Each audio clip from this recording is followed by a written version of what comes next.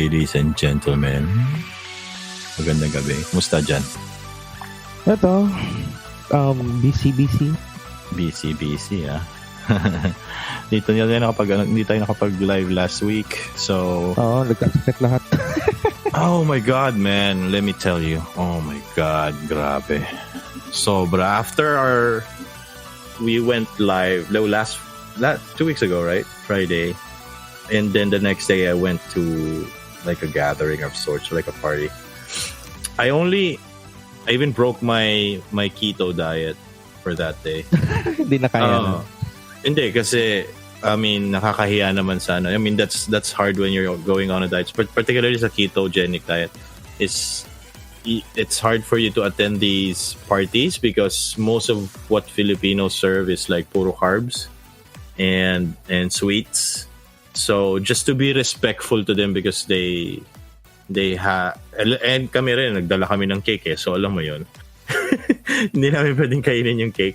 So just in respect yun, we broke our diet yun. So kumain naman, no?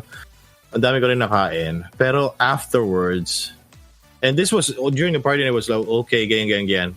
The moment we went home, as in nasa street na ako sa bahay. Tapos, sabi ko parang hindi maganda yung pakiramdam ko. So, I was just feeling na parang magkakasipon yata ako. So, alam mo yun, yung parang nagda-dry yung throat mo na, tapos alam mo parating na, tapos yung medyo parang tinatrangkaso na yung feeling mo. Sabi ko, okay. Yung mga buto-buto mo parang Oo. Yung parang sensitive ka na, tapos alam mo lalagnating ka and all that. Sabi ko, sumato. Sabi ko, parang sipon. Sabi ko, siguro, umuulan-ulan naman nun. So, parang sabi ko, baka naapektuhan lang ako ng weather and everything. And right when I felt that, after 20 minutes, I was just walking home. I was like, hindi ako aabot sa bahay. Sabi ko, ganun siya kalala, pre. As in talagang, hindi ako aabot sa bahay, chong. Baka, basta pilitin ko na lang. Sabi ko, bahala. Iniisip ko nga doon, sabi ko, may makakita kaya sa akin sakali pag tumumba na lang ako dito. Ganun na siya kalala. Tapos, when I went home, sabi ko, relax lang, inom na akong water and everything. Tapos yun na magana yung lalamunan ko. And that's 1 week. 1 week, and this siguro mga 9-10 days. Mga ganyan. Swollen talaga, sobrang sakit. It's like, iniisip ko nga, tonsillitis, so mga 2 to 3 days, di ba?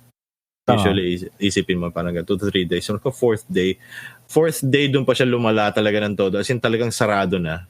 Tapos, when I sleep, it's hard for you to sleep kasi I'm choking on my saliva. So, yun yung nararamdaman ko na. So, I was like, fuck. I can't lay on my sides because yung shoulder, masakit naman sa shoulder pag matagal, di ba? Pag naka-side yung. So, parang, hindi na ako nakakatulog. So, I was like 3 hours at a time, nakakatulog ako. So, talagang bitin na bitin yung tulog ko. So, sabi ko, ang hirap na ito. Tapos yun, hindi ka pa makalunok, hindi ka makakain. Damn, I lost weight, man. So, parang sabi ko, nagda-diet na nga ako, nawalan. Sabi ko, nagkikito diet na ako. Hindi rin ako makapag-keto kasi I can't take down food sa throat ko. So, parang sabi ko, ang hirap na ito. Ngayon naman ko. So, nag-break na lang ako ng fast ko. Nag-noodles na lang ako. Ang hirap din magkanin kasi nagbabara nga. So, parang sabi ko, noodles na lang talaga. Noodles ang kaya. Alam mo yun, yung parang old school na Wala na kasing Royco di ba? Noodles soup.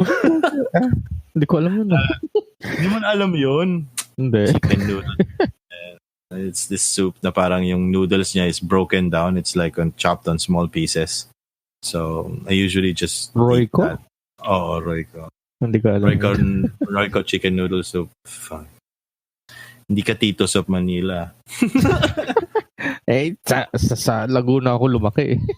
Ayun lang. So anyway, balik tayo. So, a lot of things happened in the gaming industry this past 2 weeks. Grabe. So, have you seen the gameplay of Cyberpunk 2077? I think I posted something like that. I used IGN's maliit lang.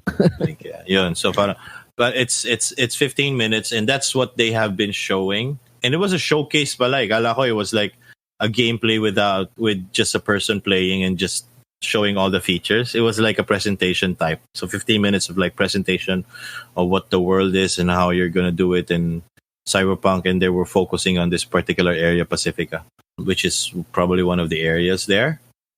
And also, a news came out like a few days ago that Cyberpunk is now fully first-person immersion RPG shooter. So, yun na yung ano nila. So, just to be fully immersed, hindi na lalas yung third person. So, it's like, ikaw ang first reaction mo dun. Dati ba in-announce nila kung third person sila or well, yeah, you can switch. Or hindi pa sila I think you can. Hindi, they were mostly showing it on first person, which is okay. So it's like if we're talking about RPG first person, I think the first thing that comes into mind is like Borderlands and like Fallout, right? But Fallout you can go on third person, right? Mm-hmm. But it's better for you to go on first person, particularly if you're in unless if you have like multiple enemies. So in Cyberpunk you'll be fully first person, which is half of me is saying that there's no issues because there's Borderlands nga na you could that's a successful RPG looter shooter. But then there's a part of me that's saying, but you guys are CD Projekt Red. So, and you guys have great yung parang RPG mechanics, which means yung the things you wear, the things you ganyan. So, paano kung makikita yan only on mirrors or such? Diba? So, doon na lang siya may purpose. Parang off-character sila ngayon? Medyo. I think they're trying new stuff and all that. I mean, there are other gamers that are already saying na parang, I'm not gonna purchase Cyberpunk 2077 anymore. It was like, ito ba yung BioWare trying Anthem? Well, hindi naman. Kasi Anthem was really a fucked up game. I'll tell you something about Anthem later pala. So parang, ang hassle lang kasi, because, I mean, CD Projekt Red is really known for like showing off yung third person, ganyan, because of The Witcher 3, di ba? So, parang nakakasayang lang na if this is really a world where most of the looks of people is important because of the cybernetics and all of that, yung mga all that jazz pagdating sa futuristic world ng Cyberpunk is out of the window when it comes to your end. Kasi nga, hindi mo na makikita kung yung mga changes na nangyayari sa katawan mo. Kasi unless specifically shown sa isang cutscene or that. So parang ang sinasabi naman nila is parang first person ish fully, so parang siguro 80% or siguro 90% first person and 10% is like through cutscenes or whatnot, or important parts lang magpapakita ng third person where you will see your character. So yun yung medyo tinatout nila ngayon sa Cyberpunk ay sa CD Projekt Red and all that. Para sa ko, hindi ko gets, pero sige na lang, di ba? The fanboy in me will just still freaking buy it, man. Di ba? Kasi nga, I mean, if you're not buying, what will you be playing? Everyone you know is gonna be playing this game. Di ba? Ano ba bang other than ano? Pero, I mean, NBA 2K, I think, just dropped today. Recently lang. Today or yesterday? I think today. It was also cracked on the same day. Oo nga. It was also cracked on the same day. Pati Final Fantasy 8 also dropped, I think, a few days ago. It was also cracked the same day. It's like, so yung mga PC fans dyan who want to try it out first before actually buying, you can do so. Pero syempre, of course, support the developers and all that.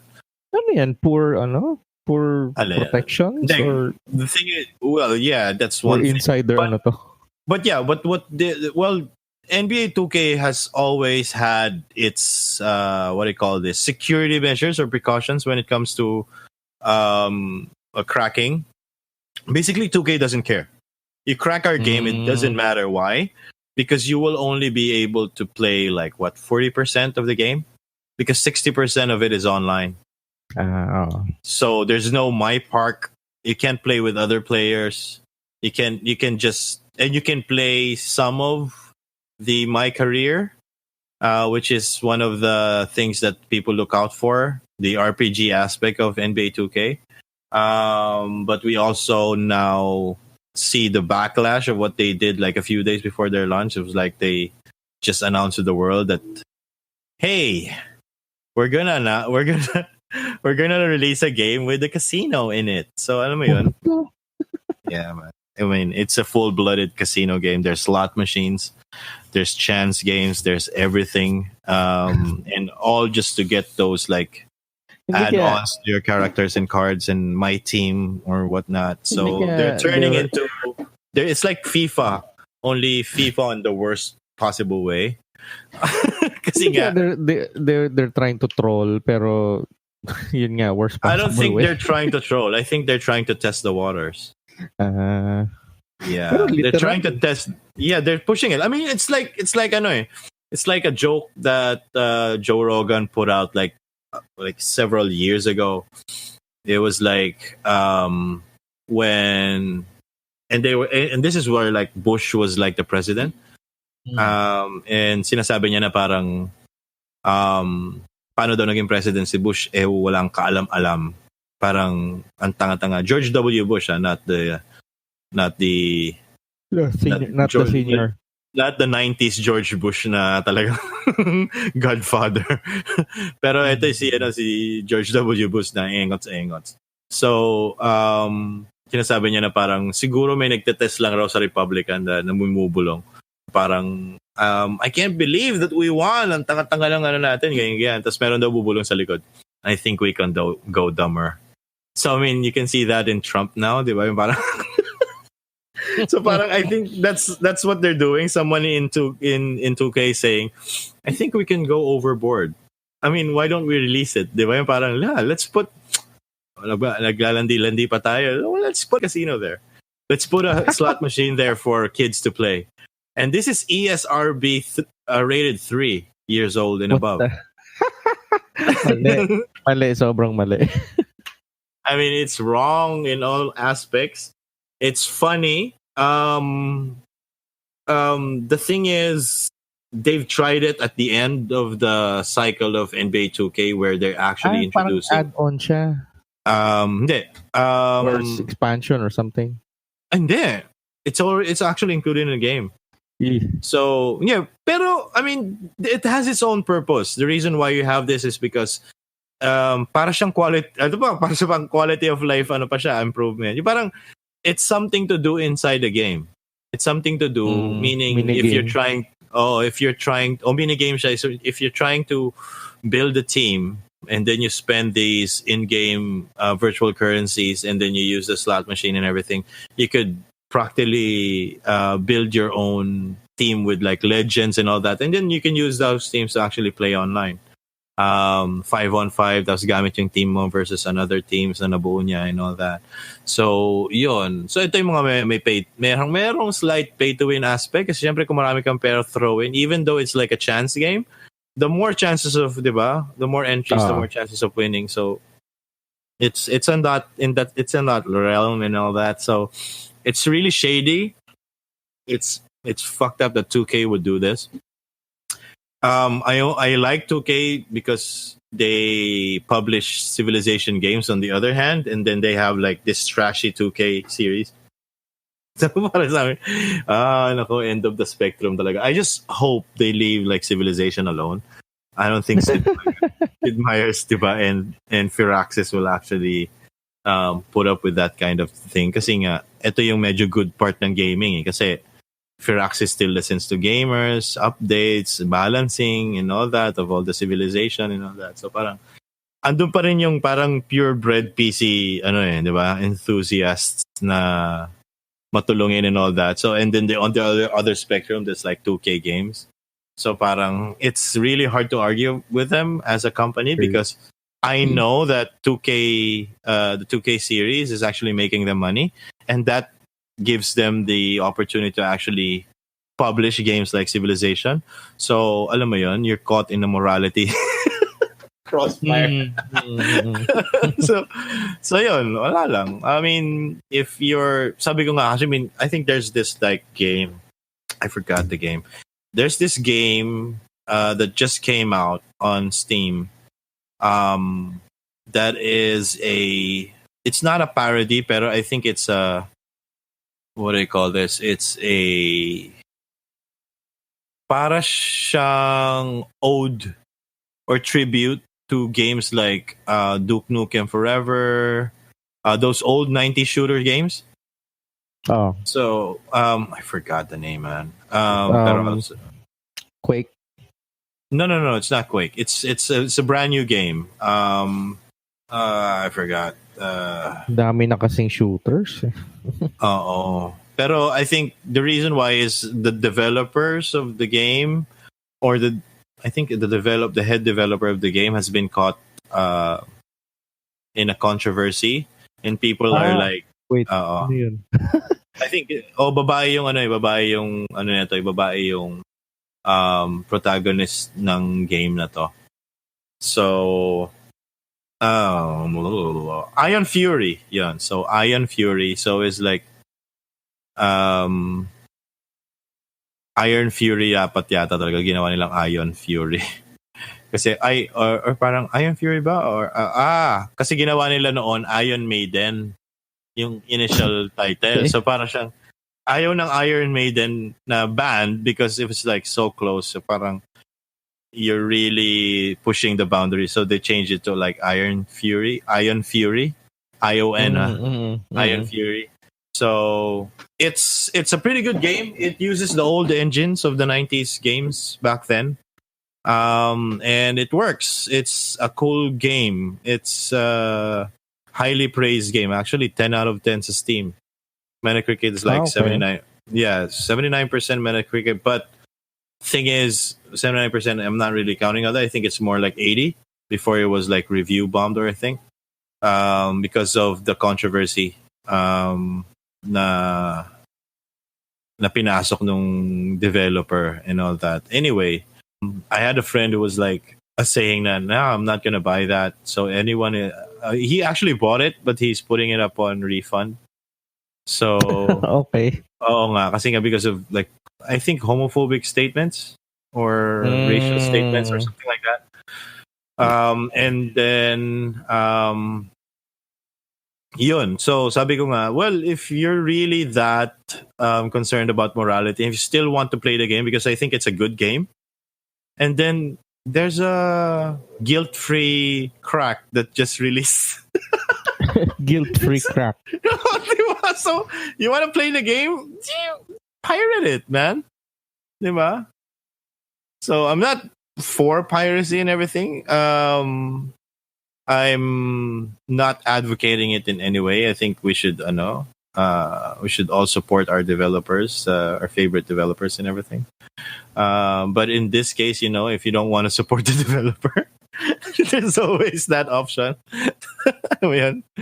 It's ionic, diba? How ionic. Ayun na lang. That's the end of the Pandis episode.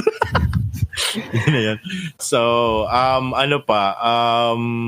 what else dropped? Ayun, hindi, Final Fantasy 8 for the fans of Final Fantasy. I think it dropped. I was really surprised it was like 2.5 gig or like 3 gig. I was like, huh? Are you serious? Ay, kasi na eh. I know. It was like, I was just surprised. I was expecting mga 10, 15 gig because of how many CDs tossed out on PlayStation 1, diba?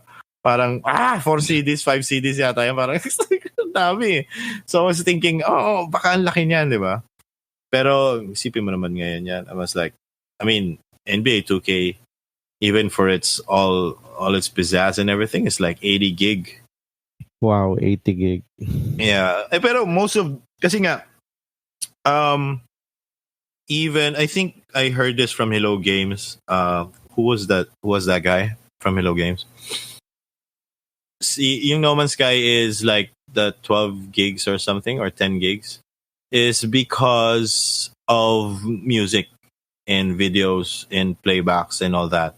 So, but without it, if it's just a game, kayang-kaya daw ng mga 5 gig lang yung game. So, I mean, these are the true-blooded games na talagang makikita mo. Sa Steam, maraming ganyan eh. Yung mga, yung mga indie games and all that, maganda naman talaga yung graphics and everything, is that because they don't have like HD music included in the game, is like it's going to be very short.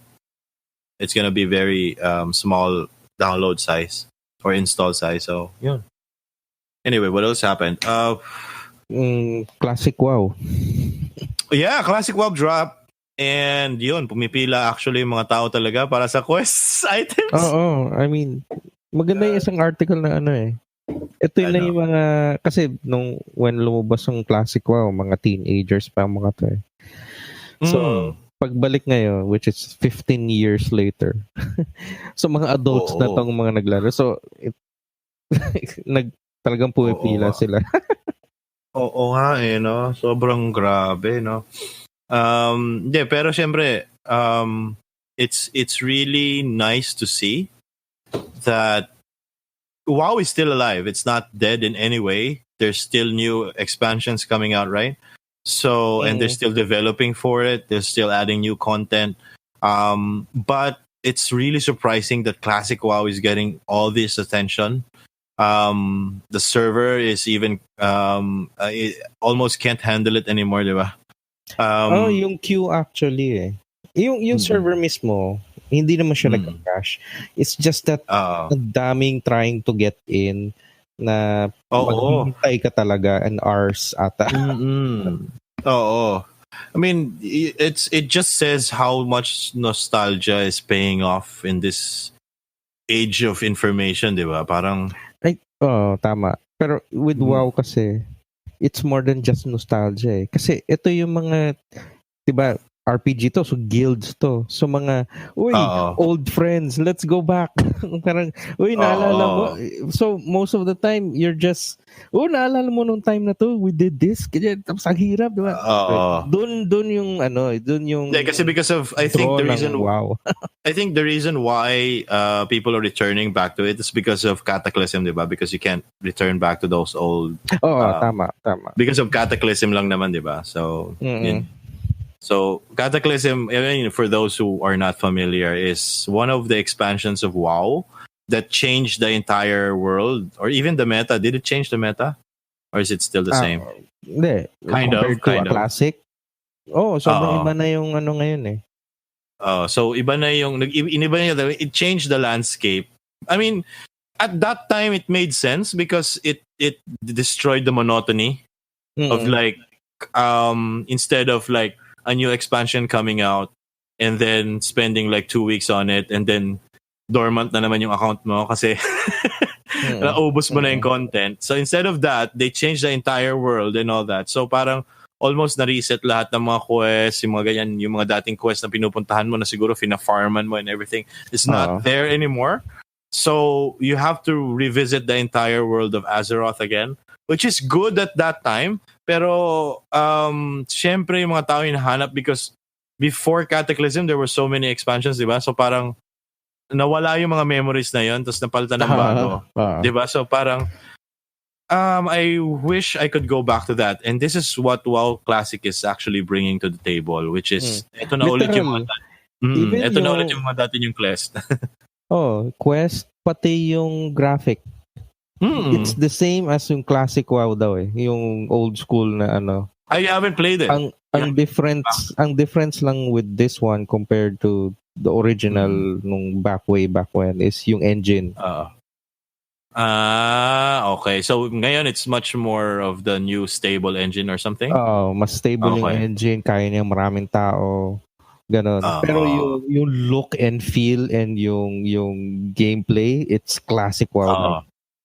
Yun nga eh. Nakita ko na naman kasi yung mga tao, yung mga dating style nila. I mean, casting a spell, tapos they jump around. Tapos parang sabi ko, oh my God! This is the same look. Gusto kong makakita. 40 yung mga dating 40-man raid. Kasi ngayon wala nang 40-man eh. So, ang hirap kaya mag-organize ng ganun. Oo naman. And I think now you can because the servers are so saturated and everything. So parang, I think you can. Pero is it available on launch ngayon sa the 40-man may nabalitaan ako merong first down na boss sa classic. World first. World 15th first. Kasi ilang beses na napatay yung boss na yun dati, di ba? Parang, ayan. So bumalik kaya yung mga dati, sila sino to? Yung mga, sino yun? He was a celebrity before. It was like si Leroy? No. It was Leroy is really a celebrity, pero I think he's touting himself as the best paladin in the world or something like that. Nagsisimula yata yung name niya. And I forgot. Yeah, he was.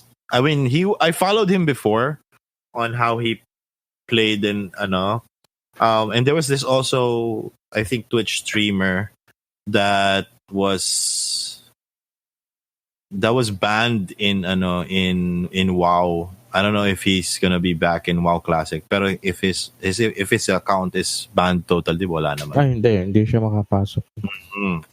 I hope they rescind it for WoW Classic. Kasi sayang, kasi he was one of the pioneers sa mga PvP tournaments nila, ganun. And he was like one of the best. Tapos ngayon, na siya, streamer na lang siya and all that. Naiiyak nga siya kasi nga naalala niya kung yung mga nangyari sa kanya noon, yung mga kung sino siya noon as a WoW streamer and all that. Marami kasing WoW streamer na sikat na ngayon, di ba? Di ba? Sino ito? There's this one of the top streamers in Twitch. I forgot his name, pero I know he started in WoW and he was streaming WoW. I think pero girl streamer. Soda Poppin is si Trade Chat. Oo nga, si Trade Chat. Ano siyang pangalan niya? Ayun yung name niyang niya. Hindi ko alam yung real name. Oo nga, si Trade Chat, yung pink yung buhok, diba? I'm sure bumalik yun. Oo nga. Bakit di na lang siya nagtrabaho sa Blizzard, Kasi, di ba, community manager or something. Kesa, di ba, Tapos introduce niya yung Diablo Mobile. Joke lang. Sira ka yung career kagad. Imagine being a community manager of Diablo Mobile. Diablo yan? I forgot already. Yun. May I. Diablo something. Immortal? I don't know. Ayun. Pero, yun. Di pa rin nga lumalabas yun, Ba't kaya hindi nilalabas na lang niyan, Baka nire-rework nila yan. Ang pangit naman. Yun yung nga yung yun nga yung, yung middle finger mo sa mga nag-comments. When you release the freaking game, di ba? Release the freaking game. Make it free. Di ba? Release the freaking game, put it out on mobile, and then let's see if people will still eat it or not. Kasi I think it will still catch attention more than the players on Blizzard.net. I mean, sus, ang Battle.net, di ba parang, come on. Kaya mo yan. Oh yeah, for those who have been playing Destiny 2, I think by now, because I received one, so you'll be receiving emails from Bungie itself that coming October 1st, they'll be moving to Steam, and you can easily transition your account from Battle.net to Steam. I did it myself anyway, so it's a good thing I had the same email for both. So yun, astig naman, and I hope. I'm still not playing Destiny though. I got it for free anyway. I got it for free because I think they had like 1 week that it's gonna be free, and it's gonna be free forever.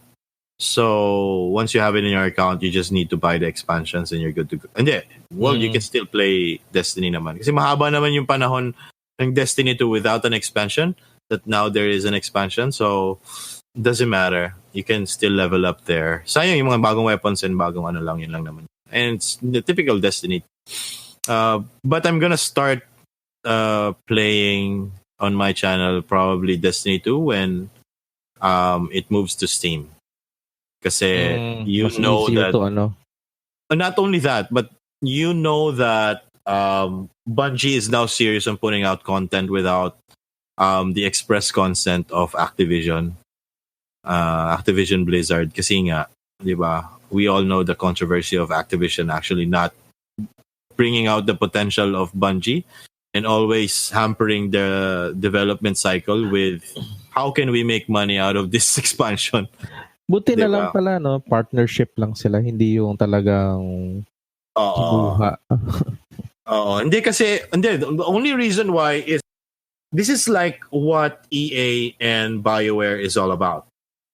This is the reason why BioWare is a separate entity when it comes, not really a separate entity, pero parang walang pakialam ang EA sa kanila.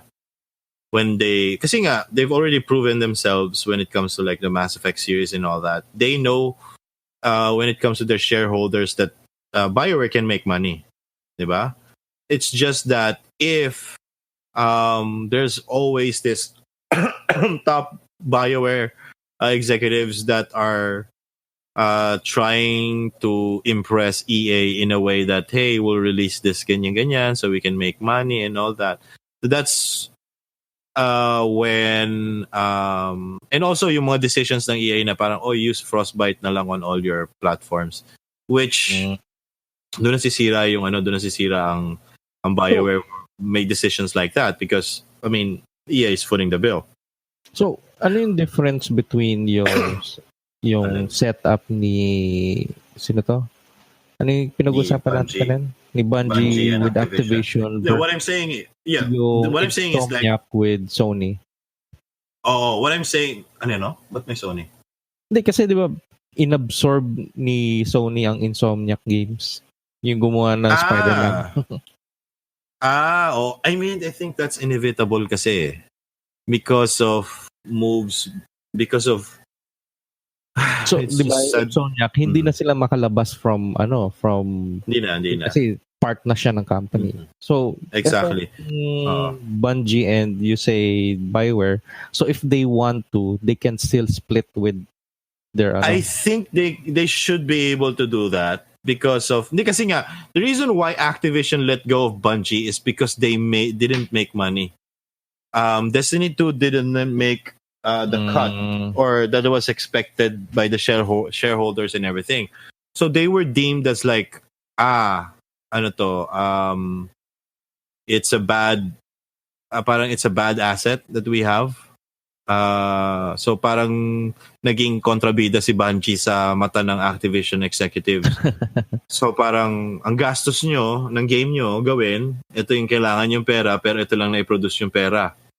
So, hindi kami makakabawi sa inyo in every way. So, ang sinabi nila siguro ni Bungie, with negotiations, I think that's the story, is with negotiations, you know what, why don't you just let us go? And of course, syempre si Activision, cut your losses, di ba? Nagpo-pull out sila ng employees ngayon, di ba? May improve pa yung, yung stock nila. Oo, di ba? Parang, if you want, you can just let us go. Di ba? So yun, di naging deal. I'm sure there's money involved of them being, going on their own. Diba? Pero parang I'm sure exit clause ganun. Kasi Bungie is still Bungie. Man, Halo yun. Di biro yun, Halo pa rin yun. Yung pa rin ang number 1 nila, diba? Halo. Anong nilaban sa kanila pa rin na Halo ba? No, not anymore. Microsoft owns it. Microsoft Studios owns Halo now, and pero yung core developer. That's the reason why they made Destiny is because they sold Halo to Microsoft. Plus, in the first place, naman talaga Halo was like a touted project by Microsoft. I mean, make me the next Call of Duty game for the Xbox. So that's what Bungie did. They made Halo. Diba? So, yun yung what you might call na parang bread and butter ng Microsoft. And Gears of War, of course. So, yun. Pero yun nga, I think if Dragon Age 3 or Dragon Age Inquisition did not go so well, I think we would have seen the same thing with BioWare. And BioWare is now on its own. Selling to the highest bidder. Selling their games to the highest bidder, which I would have loved to see. Kasi syempre, the first thing that they will make. Wala mo kung ano. Kaya lang kasi nasa EA yung lisensya na yun eh. Pero pwedeng sila gumawa tapos mag-publish EA pero hati na sila sa revenue, di ba? And I'm talking about Knights of the Old Republic, ang unang-una na nag-release dyan. Ayun. Anyway, ano pa ba? Oy, nga pala, hindi mo nakwento ko na ba dito yun? Ay, hindi pa kasi nga, I started playing, related pa rin, no? Started playing Battlefront 2. Because it's on sale. It wasn't, I just found it on some page and all that. EA, Origin is having a sale for Battlefield 1, for not Battlefield 5, because I think it's still worth $30. But all Battlefield of old, they're putting it on sale. Even Battlefield 4, ganyan, $3, ganyan. Sabi ko, what will I play? Recently, I think they just revived, or Battlefront 2 just got, yung parang, ang daming reviewers na nagsasabi na let's revisit Battlefront 2 on 2019 and why it's actually better now. And it's cool, man. There's no more loot boxes. The only loot boxes you get is like a daily loot box. And it's always credits. And it's not dependent on any loot box whatsoever. You can buy the skins using... EA ba to? Ano na? EA ba to? EA to, pero I'm not basing it on just EA kasi nga labas na yung EA bigla sa Battlefront 2 eh. Labas na siya eh. Ano na siya? DICE? Is it DICE? Am I murdering it? DICE. Tama. Yeah, I think it's DICE na that's handling the post-development. So they're doing a great job right now. And there's still a lot of people playing. And you can, depending on your time zone, what you play, you can switch servers and everything like that. So mostly I play in the US because they're alive 24/7. And you can easily makakreate ng isang map and everything. So okay siya. Okay pa rin siyang talagang laruin. Nakakatuwa pa rin siya talaga laruin. Still Star Wars, man. And the graphics are so good. Oh my God. I can't believe that EA screwed this up from the beginning. It's such a good game. I just hate it because I'm so scared to use the Jedis. Oo, kasi nga, if you started to use a hero, everyone will follow you. Oo nga. Everyone will start to follow you, and if you screw up, sayang. Diba? Parang, oh my God, you fact, yung ganyan. Tapos may mga levels naman kung gaano ko matagal. May kita mo yung levels na isang tao kung gaano niya nakatagal ginagamit yung isang isang character. So yun. I just use whatever, heavy. Heavy ka na? Oo, heavy kasi ako. Heavy talaga gusto ko eh. Kahit naman anong game eh. Tank ako, ganyan. Diba? Kasi mas madaling sumigaw ng sugod mga kapatid kesa yung bala ka, ayoko tayo heal. Sugod ka ng sugod. Diba? Mas gusto ko sumigaw ng with me, everyone! Diba? Diba? Kesa yung bala kayo. Oy, you're not DPSing enough. Diba yung parang ganon? Oy, pull mo naman. Diba? Oy, pull mo. Diba? So mas gusto ko yung ganon. Maging protector, ganyan. Yun yung mindset ko pagdating sa games. Pag multiplayer, pag mag-isa lang ako, DPS ako. Pag mag-isa ako, DPS lang ako. Stealth, ganyan. Bahala kayo sa buhay nyo. Yun ako yung most of the time. So, kung ano yung tank, kahit usually naman talaga tank talaga. Para mas maraming room for errors kasi mas malaki yung buhay mo eh. Kaya talaga yung purpose ko na. Ano pa mga balita? Naintindihan mo ba yung sinabi ni Kojima? Alin? Yung In-explain niya yung game niya. Anong genre ba to? Bahala siya. Basta tama ako sa genre niya. Ay, nayupak. Ano yan, pare, delivery game yan. Kaya sinasabing unique. Kaya sinasabing may sarili siyang genre. Kasi, anong genre may delivery? Wala. Walang genre may delivery na ganyan ka. Kasi nga, sobrang crowded na ibang genre eh. So, gawa na lang siya sarili niya, di ba? Kasi nga, kung gagawin pa niya maganda yung gameplay, tsaka maganda masyado yung gameplay, magpo-focus siya doon. Maubusan siya ng pera sa dami ng sikat na tao na kinuha niya. Sikat na tao, sikat na director, magandang storya, di ba? Pero ano lang yan? Mga fee ba to? Pro bono yung mga yan? Hindi. Yeah, kasi nga, di ba? Siguro, ano niya yan eh. Pagpapasensya niya yan sa ginawa sa kanila sa Silent Hills. Di ba? Kasi so may kasamang parang pity. Yeah, it's the same two talents that hindi, Silent Hills na talaga yung name na, di ba? Pero what I'm saying is, kumbaga parang suportahan kita dito kahit hindi mo ako bayaran. Ganun. Ay, hindi. May bayad yun. Kaya lang, I think si Kojima, kasi syempre Japanese siya, di ba? Parang, parang apology niya to. Na pasensya na sa nangyari. Hindi kasi kasalanan ng Konami. Alam naman yung istorya. So, dapat tuloy yan. Kaya lang ayaw nila. Di ba? Ang totoo naman nun, feeling ko humihingi ng malaking pera talaga si Kojima. Not for his own, but for the budget and how long he's gonna do the development campaign. So I'm thinking that it might have been the time that Konami didn't have that much money and they wanted ROI immediately after like a few years, like 2 years of development or whatnot. But probably he's asking for more. He's probably asking for like 4 or 5 years development for a game. Or siguro, diba? Kasi siguro 2 years lang yung development ng Silent Hills, pero baka may clause siya na parang I'll do this pero you fund my new siguro you fund Death Stranding. Diba? Parang you fund Death Stranding for 5 years.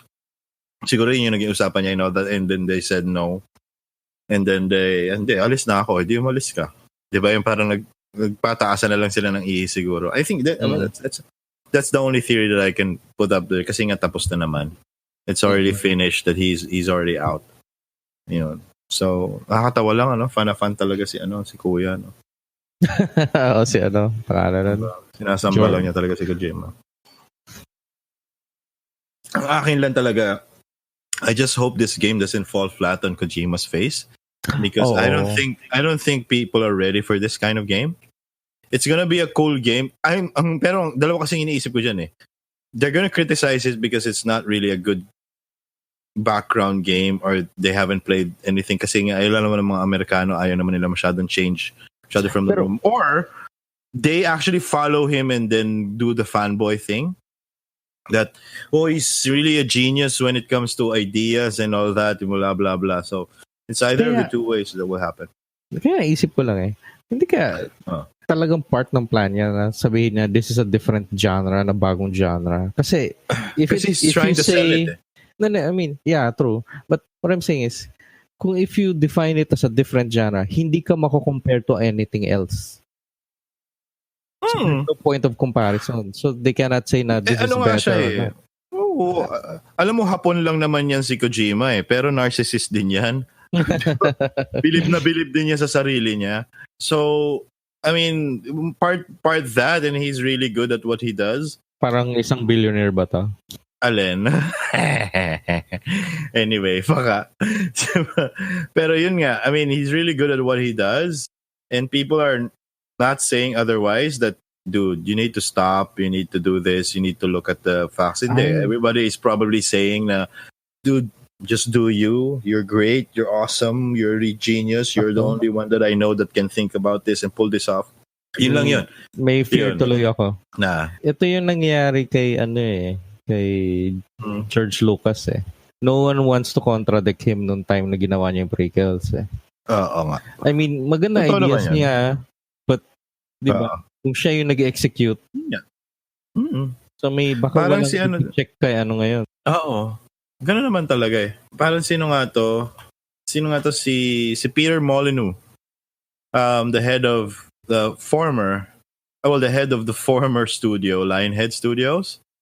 I mean, 'di ba? He made genius moves from way back then. I mean, he made like Black and White.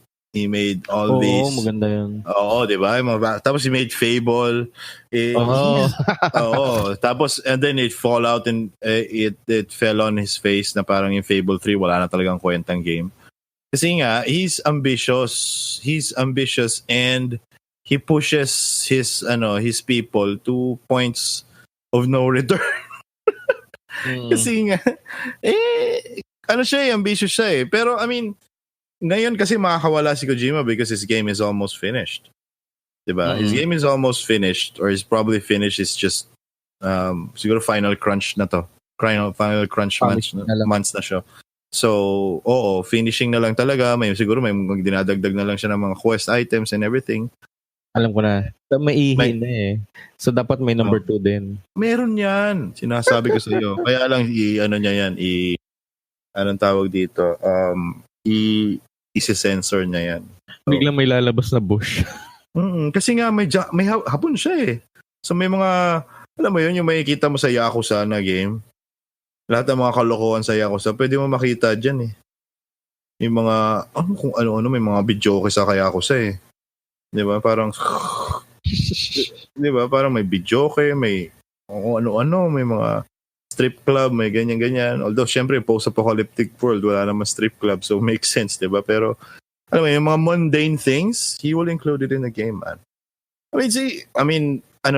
Ano yan, MGS5 na lang. Ang daming maliliit na pwedeng gawin ni pwede gawin ng protagonist eh. Parang, nung character mo, sobrang nakakatuwa lang. Parang, madaming hidden, may mga secret items, may mga secret quests, may mga ganyan.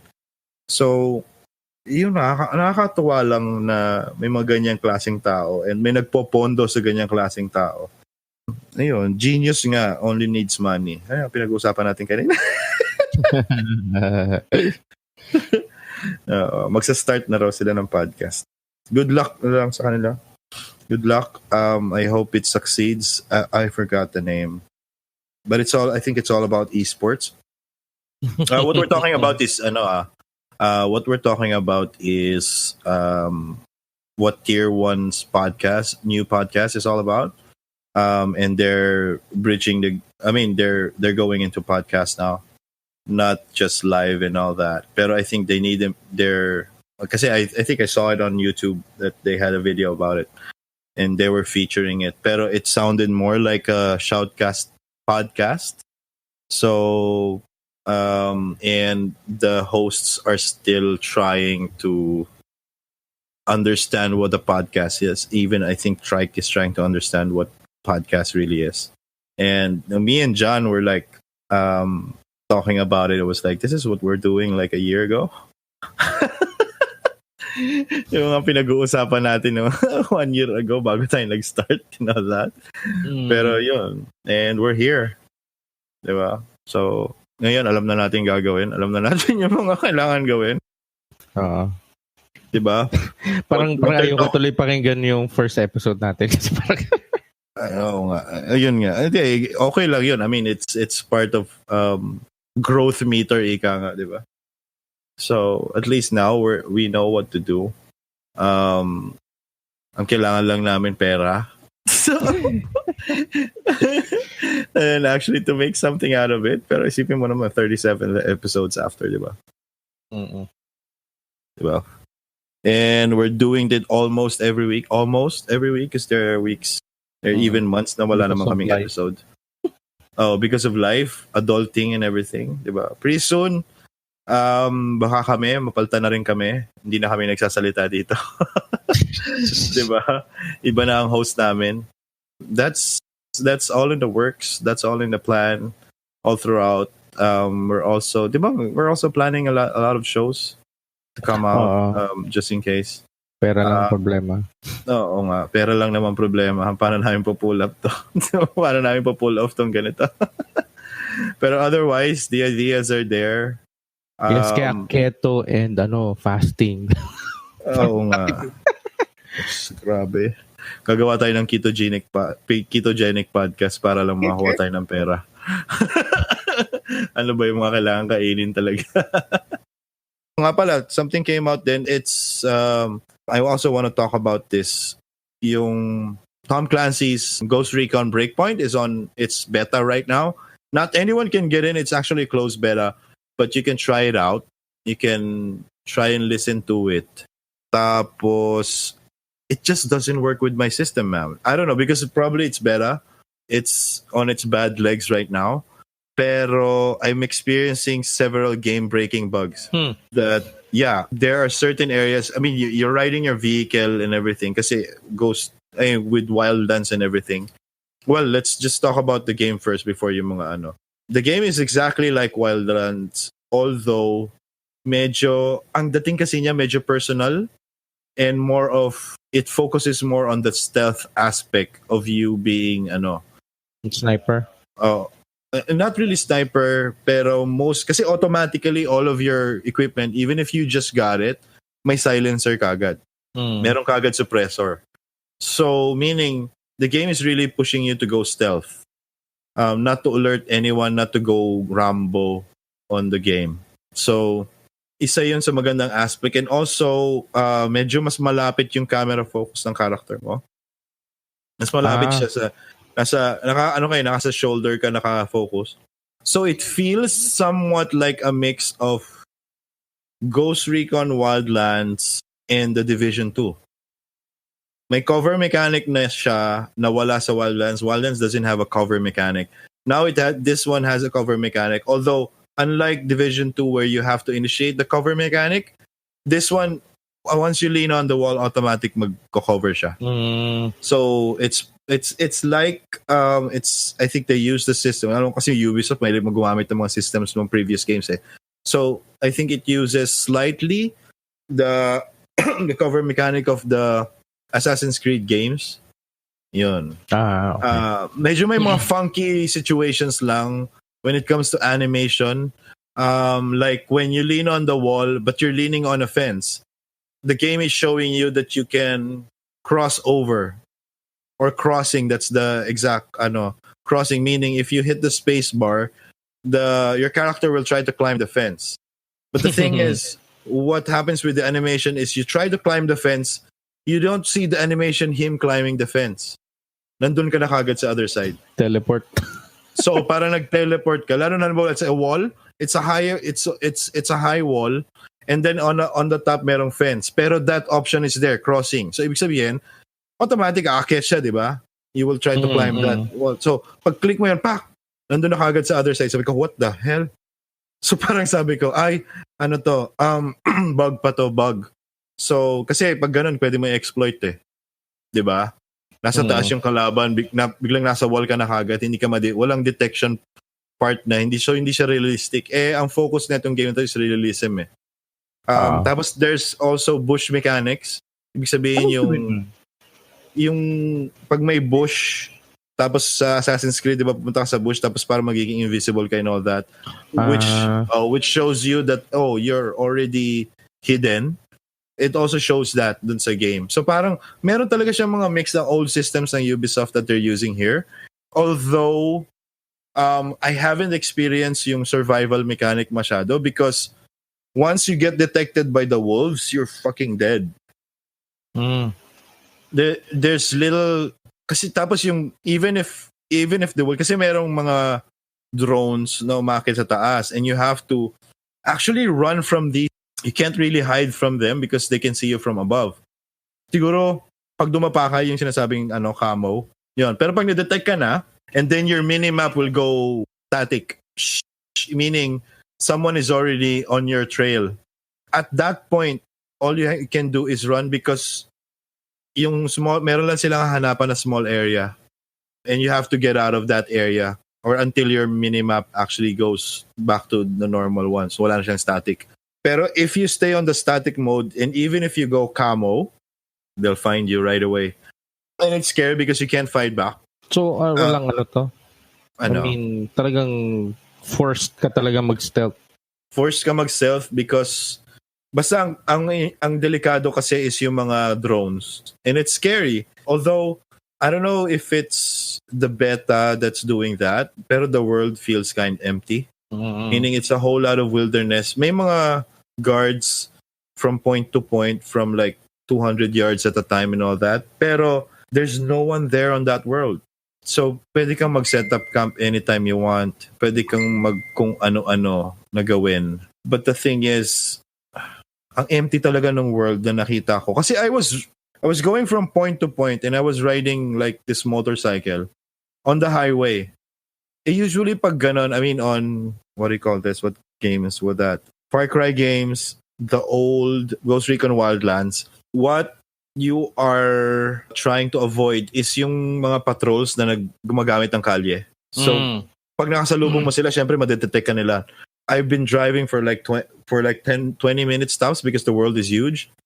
And not even one car passed me by.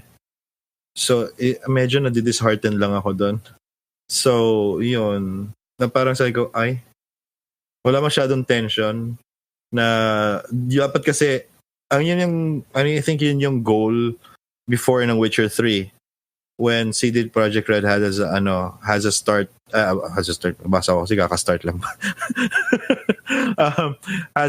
when they did Witcher 3 is like their goal was like every few yards that you walk there has to be something happening because otherwise the world will feel empty. It's an open world game. So, yun yung nangyayari ngayon sa closed beta ng Ghost Recon.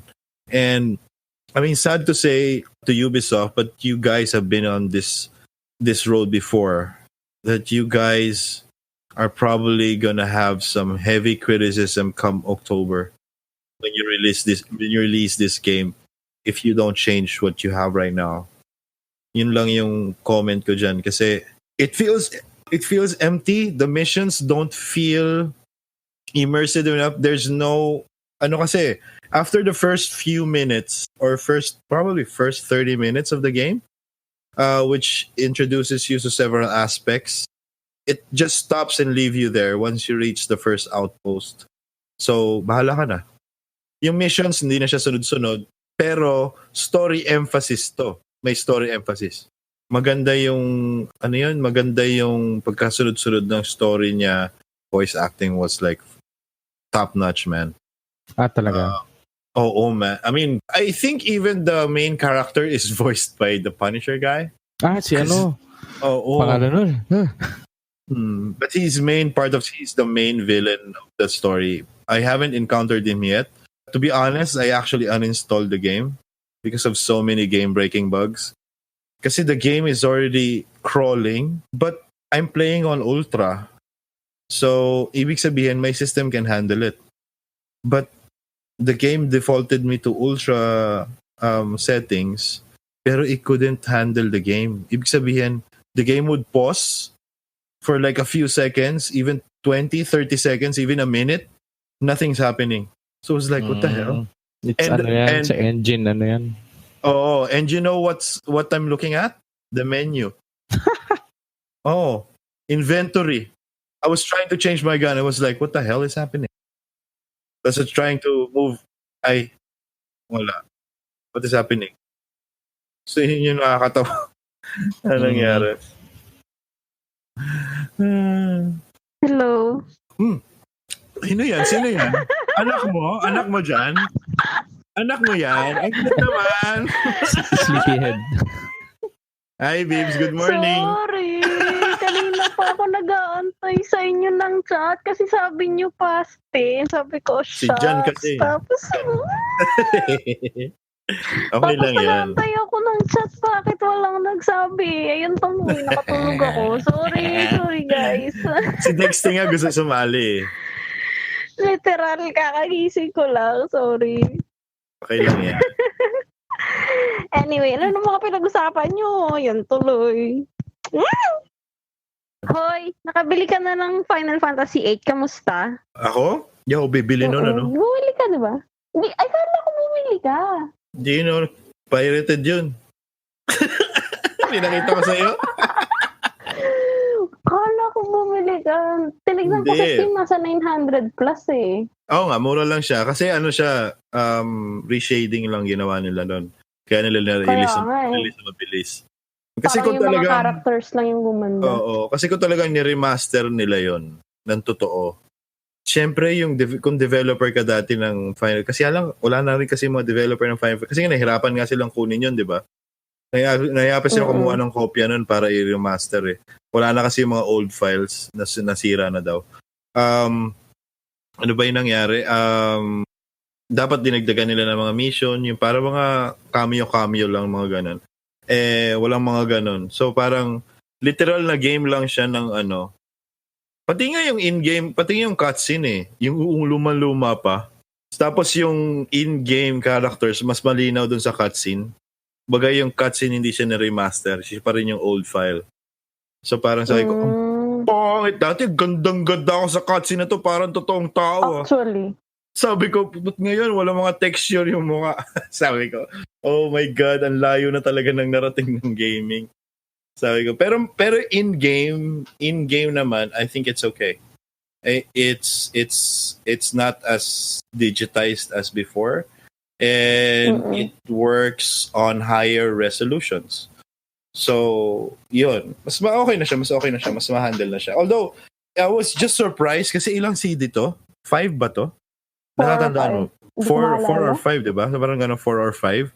Tapos nagulat ako, sabi ko, 2.5 gig lang? Are you serious? Sabi ko, yun lang talaga siya? Sabi ko, grabe naman pala. Tapos dati, naalala ko tuloy, kasi may shinare akong meme, parang kanina lang ata. Yung, ate, nagwawala ka na, ano yun? Yung mga memory card before, diba? Oo, yun yung ilang MB lang. Wala na akong space! Bibili na naman ako! Either bibili ka or magdi-delete ka ng save eh. Oo. Tapos pag bumili ka, ano to, peke? Nakurap! Tapos diba? 100, hours ka na, no? Tapos biglang nakorap. Ay. Tekken ko nun, grabe. Dahil ko na-unlock. Korap. Visit. Ang Tekken 3. O kaya napatungan. Meron doon, either nakorap or napatungan. Naglaro yung, parang, hindi ko lang kung pamangkin ko yata yun, naglalaro siya. Sabay hala. Nawala lahat. Trigger happy sa pagsasave, no? naglaro yung parang puntahan niya yung menu ng save, tapos pindot na ng pindot, delete lahat. So, alright. Wala na yung ko. Ano yung laro na yun? Yung banggaan ng kotse, yung tira ng missile. Ano yan? Naalala mo yun dyan? Ano banggaan ng kotse? Ano yun? Yung para siyang gera ng mga cars, gano'n, tapos may clowns. Damn. Alam ko yan. Forgot. Shit. Twisted Metal? Twisted Metal. Twisted Metal yun, tama? Twisted Metal. Halos lahat nabura. Sabi ko, ang dami kong save nun. Sabi ko, ang dami ng character na unlock. Sabi ko, nawala. Sayang. Anyway, okay na yun. Pero dati, tuwang-tuwa ako sa memory card ng Dreamcast. Ang laki. Yung ini-insert na ganun, kung nagka-Dreamcast kayo before, wala lang. Hindi ko alam kung ano tawag nilalagay. O sa Xbox. Sa controller na. Oo nga. Tapos ginaya din Xbox. Oo, sa Xbox ginaya din nila. Sa ibabaw din yung kanila. Tapos may parang mini screen pa nga yun eh. Oo. Ang maganda lang sa Xbox doon kasi nasa controller mo lahat. Sabihin pati yung headset mo doon din. Oo nga. I still remember. I remember the days. Although, reminiscing. Hindi ako nagkaroon ng PlayStation 1 talaga. Pinsan ko meron. Pero, oh my God. Kaya lang, yung pinsan ko kasi 7 years old. So, sino naglalaro? Siyempre, si Kuya. Si Kuya. Oo. Galit nga yung tatay niya eh. Kasi ang binibili lang niyang games is parang yung mga pambata lang. Ang pinaka medyo pang grown-ups na doon is Dance Dance Revolution. Eh, siyempre, bibili ako ng NBA Live. Bibili ako ng, yung mga NBA shootout. Puro pang matatanda. Sabi niya, bakit meron ka niya? Sabi niya sa akin. Bakit meron ka yan? Bakit mo nilalaro yan? Tapos syempre, yung paborito kong RPG noon, yung anong tawag dito? Leisure Suit Larry? Hindi! Hindi yun! Bastos! Bastos yun! Yung Vagrant Story. Okay. Gusto ko yun eh. O yun. So, Nalukot sige. lang ako bigla. Kasi Final Fantasy 8 talaga yung first Final Fantasy na nalaro ko. So, parang nung nakita ko yung mga reviews, parang, iniisip ko tuloy kung bibili pa ako. Mm-hmm. Yun lang naman. Ano po ba? Sige, mag-take over ka muna, Bibs, ha? Diyan ka lang. Ako muna mag-dadal dito. Bumawi ka muna, bumawi. Papasokin nyo si Dexty kung kaya nyo. Ha? Naglalaro siya. Babawi ako. Sige, go. Oo. Papasokin mo si Dexty. Si Dexty, baka... Papasokin nyo si Dexty, baka Baka nandyan na. Sige. Ano po ba? Wala na akong mga maisip na nilaro ko before sa PlayStation. And nalala ko tuloy yun. Every time na maglalaro kami ng mga horror games, hindi ako naglalaro. Nanonood lang ako. Ako lang yung ano. Ano yung pinaka-first mo na horror? Na Resident Evil. Siyempre. So, yun din yung pinaka-traumatize ka? Ay, hindi. Pinaka-traumatized ako, Fatal Frame. Ito ba yung may picture? Hindi. Yung may picture. Aside sa... Hindi. Pinaka-traumatized pala ako na horror game is Code Veronica. Resident Evil din. As in talagang pati panaginip ako yung nag-transform si Steve. Hindi, kasi parang ang ano niya sa akin, parang nakasanayan ko sa Resident Evil series by that time na by pairs sila mag-work, di ba? Si Resident Evil 2, Resident Evil 3, tapos biglang Code Veronica na laro namin before. Tapos akala ko, makakaligtas sila dalawa ni Steve tsaka si Claire, for those na hindi familiar dun sa laro.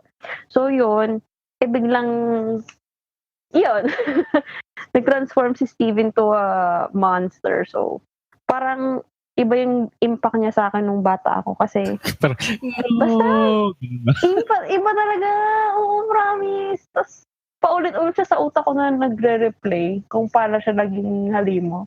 Tapos hanggang ngayon, umaasa ako na bubuhayin siya. Hindi. Kasi diba, malay mo naman, biglang may kaso baka monster na rin siya pagka binuhay pa siya, diba? Resident Evil pala to, nagulo ko.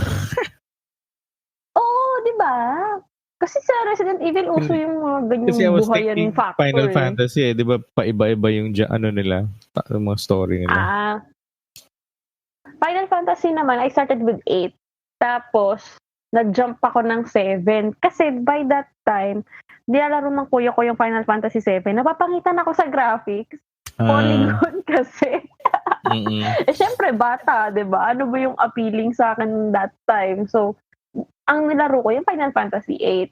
Tapos yun, biglang 7, biglang 9, 10. Nag-skip lang ako ng 11, 12. Tapos yun, ano pa bang mga magagandang games before sa PlayStation mo? Bust a Move. Hoy, favorite ko din yun. Ba't ka natawa? Favorite ko din yun. Actually, yung first ever game talaga. First ever game na binili na nilaro ko. PlayStation 1? Yep, PlayStation 1 days. Bust a Move. Bust a Move o Bust a Groove? Isang series din pala na nagustuhan ko. Sorry, ang kalat ko mag-podcast. Pero isang series din na nagustuhan ko is yung Fable series. Parang dun... Fable? Nalaro mo ba yun? Yung, di ba, yung may mga decision-making ka na gagawin, tapos pagka naging evil yung character mo, magkakasungay siya. Pagka mabait siya, nagkakaroon siya ng halo. Wala lang, makakatuwa lang. Kasi parang dun, hindi ko sure pero correct me if I'm wrong, pero parang yun ata yung first game. Hindi siya first game. Parang sa akin, personally, yun yung first game na nalaro ko na may ganong factor. Yung deciding yung may consequence yung ano. May consequence yung gagawin mo. Which is, inadapt din yun ng Persona series. Kaya nagustuhan ko yung Persona series. Yun. Kasi, it will affect the whole game. Kung ano man yung mga magiging choices mo dun sa game na yun. Ano pa ba? Teka lang, hanap nga ako ng mga ng balita. Magandang pag-usapan. Reshuffling sa Dota. Mga teams which always happens after TI. Si Cocoon na face ng TNC, wala na siya sa TNC. Umalis na siya. Ano pa ba? OG, obviously, magbabakasyon. For those who don't know. Ano pa ba mga nabasa kong update? Ikaw, mas familiar ka sa ano, di ba? Mas familiar ka sa esports scene. So, bakit sila nagaganan? I mean, after every tournament or dun sa major tournaments lang Major tournament. Why is that? Parang kasi contract. End of contract. Most of the time it's just contract, hindi yung kasi hindi siya gel sa team ganon or kasama na rin 'yon. Kasama na rin siguro 'yon, pero syempre when money talks, what would you do, 'di ba? Kahit na sabihin natin gusto mo yung team mo ngayon. May greener pastures ganon. Greener pastures, 'di ba? So ganoon talaga eh. And at the same time, may mga teams kasi na hindi rin nag-workout, 'di ba? So maghahanap din talaga sila ng ng ibang team. Speaking of team, kailan nga ba ulit ang SEA Games? Kalimutan ko. Qualifiers happening on August 1 to 11. Tapos na. For lang siguro to, pool ng players. Then, pero yung SEA Games mismo. Kasama, November 30 to December 11. Yung mga curious bigla ako, yung mga pinipili sa Cebol, ito yung mga non-professional to, no? Or may professional rin na sumasali? Kasi parang walang professional. I mean, is it parang big news ba ang Cebol? Parang hindi nga eh. It should be, pero hindi siya Is it a matter of parang kulang sa promotion or I don't know? Kasi parang feeling ko kulang sa promotion. Kasi parang walang I mean, it should be parang walang ingay. Oo, tama. Seriously, kasi I'm checking their page now. They only have like 8,000 likes. And imagine if this is SEA Games, diba? It should be bigger than that. Nag-release na sila ng list of players. Parang walang pro player dito. Sa Dota 2 na list ha, I'm not sure about the other games, but so far under Dota 2, parang wala akong nakikitang pro player na kilala ko. Mobile Legends nga, meron din eh. Imagine Mobile Legends, no? Umabot sa ganitong point. Sobrang kasi niya, sobrang accessible, sobrang dali matutunan. Kaya din dumami talaga yung naglalaro ng Mobile Legends. Which is medyo sorry. May pagka-elitista ako ng konti. Sorry sa mga ML players dyan. Yung anak ko naglalaro din ng Mobile Legends eh. Oy, hindi! Meron pro players. Sino? Actually, here are the outstanding Filipino athletes who are directly invited to the Cebol Dota 2 training pool. Si Kuku, si Teams, TNC, andito. Si DJ, si Raven, Abed, Ninja Boogie, si Bimbo. Mga pro players nga talaga ng Dota. Yun lang. Kulang pa rin sila sa promotion. Parang walang ingay. Or siguro baka sa mismong SEA Games na. Tsaka na siya magiging Sa tingin mo, after this, may pa rin yan o yung madidisband na rin yan? Parang feeling ko pang SEA Games lang to eh. So kumbaga, it won't Mga, progress into something new or something. Or parang, it depends. Depende kasi. Siguro kung ma-discover sila through here, di ba? Could be, since SEA Games naman to, pwede silang ma-scout ng ibang team or, you know. parang local tournament, diba? Even beyond SEA Games. Pero kasi parang, parang hindi, sana, by the time na SEA Games na sumikat tong SEABall, magkaroon siya ng suporta from Filipinos. Kasi parang, di ba ngayon pa lang siya talaga nare-recognize as esports na part na ng, yun nga, ng SEA Games. So, yun, sana magtuloy-tuloy na. Although may nakita akong news article before, recently lang to actually, na parang sinisiraan ang gaming. Kasi, yan shinare yan ng mga gamers na parang sinasabi na gaming poses a health risk. Ayun na naman pala. Seryoso, nakita ko yun. Kaya parang sabi ko, it's either clickbait tong news na to para lang makita nila kung may reach yung article na to. Sino nagsabi niya? Philippine Inquirer. Matagal lang talaga may issue yan eh. Health risk? Hindi, I mean, siguro kung di ka kumakain, ilang oras ka na sa upuan mo, di ba? Yun lang yung health risk. Pero do you think it has anything to do with gaming? No, it's the same thing as you watching TV without eating. Nagbe-binge watch ka. Magkakasakit ka talaga nun kasi wala ka nun. Di ba? Unhealthy yung ginagawa mo eh. Pero, I mean, if news articles are presenting extreme cases or examples of extreme cases of gaming, like, meron nang naglalaro tapos namatay siya. Why? Kasi 2 days siyang hindi kumakain. Nakaupo lang siya doon, I don't know kung anong game, basta pa nagpapalevel siya sa MMO. Namatay siya. Hindi na siya gumagalaw.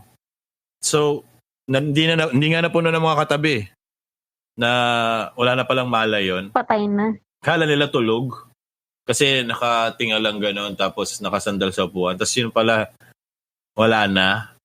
Alam mo yun? So parang sabi ko, I mean, it's the same thing, di ba? Kung extreme cases ang pinipresent ng media, edi mag-present din tayo ng extreme cases natin on a good sense. Meaning, may mga bodybuilder na gaming, may mga gamer celebrity na mas healthy pa sa'yo, may mga UFC fighters na gamers. Ano masasabi mo doon? 'Di ba? I mean, have they been banned by Olympic yung testing na nagi-gaming so bawal to. So ano 'yan?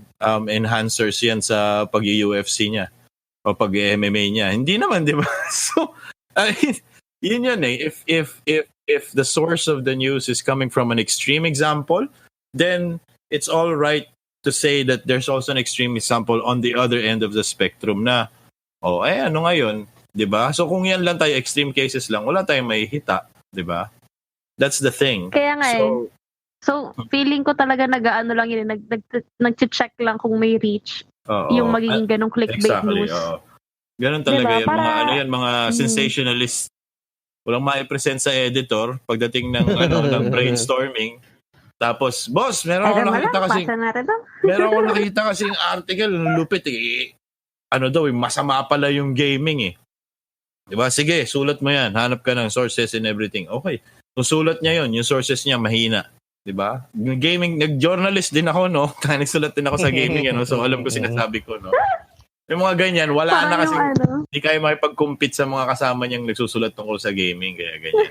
Wala na maisulat. Kaya nga parang kung isipin mo, yung mga nag-binge watch nga ng Netflix na hindi lumalabas ng kwarto ng 2 days. What's different?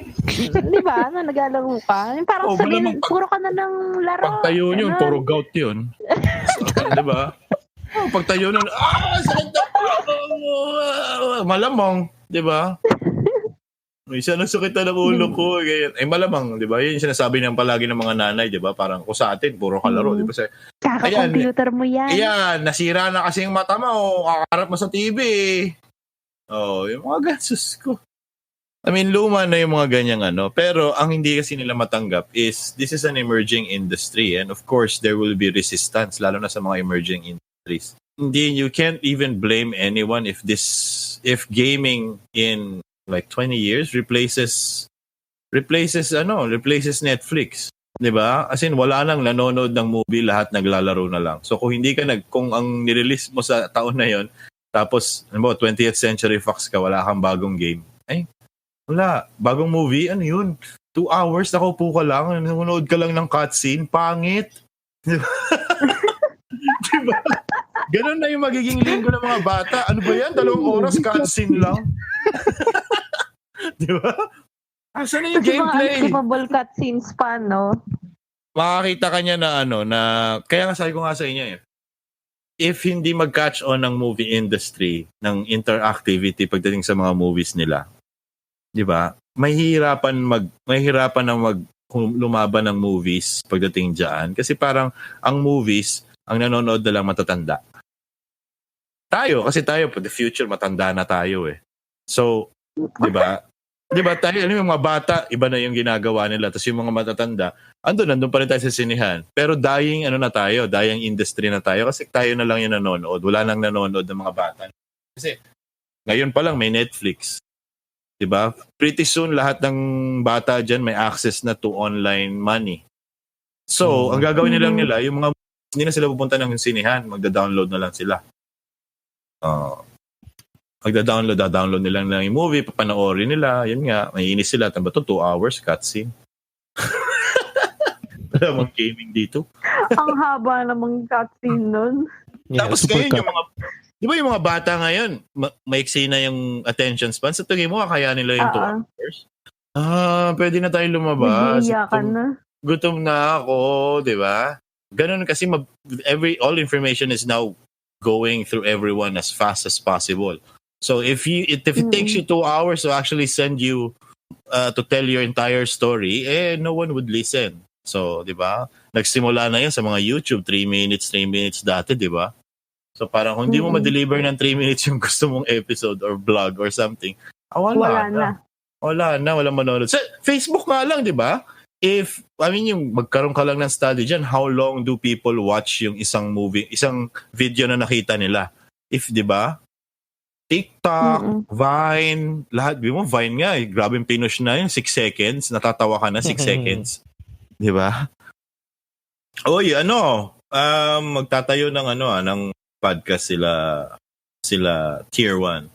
Tier 1. Nakita ko nga. Oo nga. Pinag-uusapan nga namin kanina ni Jana pa. Yung ginagawa natin last year. Pinag-iisip natin kung paano natin i-execute to. At sino bang magiging natin paggagayahan? Kasi they're doing that right now and they even showed it on video that I think Trike is learning about the podcast business. Pero we soon found out, John and I, that all you need is get a freaking mic on and start talking. Yun lang yun. That's it. Start talking. Kasi the more you get out there, regardless of what the information is. Kasi we started out as a gaming podcast that would like to show the people yung insides ng gaming industry na hindi pinag-uusapan. Kasi ang nakikita natin, sila Kuku, sila esports and everything like that. Yan yung aftermath Pero we're not actually exploring who made the gaming industry, which is first and foremost the developer. Diba? Kasi hindi naman nag-decide ngayon nagde-decide na lang sila na parang ano kaya ang gusto ng mga taong. Pero when early parts of the gaming industry, wala naman ang alam nila ay kaya kong gumawa ng game. They don't worry about sino kayo maglalaro nito. Hindi, gawa lang sila ng game. Sila yung nag-invento ng mga genre, sila yung nag-invento kung shooter ba to, kung space shooter ba to, kung puzzle ba to, kung ano ba to, sila yung gumawa ng lahat. Sabi nga namin ni Jan kanina, kaya nga nagpapauso tong si kaya nagpapauso si Kojima, no? May sarili niyang genre kasi magawa na lahat . Pero open world RPG ka pa din, boy.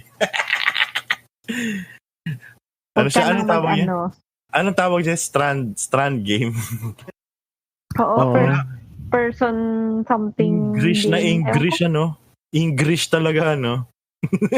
Strand game. No? Parang talagang hapon talaga gumawa nun eh. Talaga yung pangalan pa lang Strand game. Ha? Ano ba yung Strand? Kasi Connect nga the si dots. Kojima nung nag-tweet siya. Oo nga. Ayaman na lang si Kojima. Si Kojima, you're drunk. Ano pa ba? Ano pa bang nangyari? Ano pa ba? Wala. Sony is skipping Gamescom. Gamescom tuloy. Tokyo Game Show. Oo nga. Baka sila nag-i-skip ng TGS. Yun ang medyo Pero I think talaga totoo pa rin naman yung theory natin na sa December talaga sila sasama. Feeling ko talaga. Kasi talaga Kompleto na, no? Hindi, yun yung pinakamaganda talagang announcement kasi lahat ng games na in development nila, pwede nilang i-announce na, it's gonna be available this summer, it's gonna be available this... Ang dami kasi nag-aabang eh. Oo. Last of Us 2. Last of Us 2 yun. Feeling ko summer diba? to. Summer tapos Death Stranding, Ghost of Tsushima, ano pa bang mga games yung mga upcoming. Puro Sony, diba? Ang daming nag-aabang eh.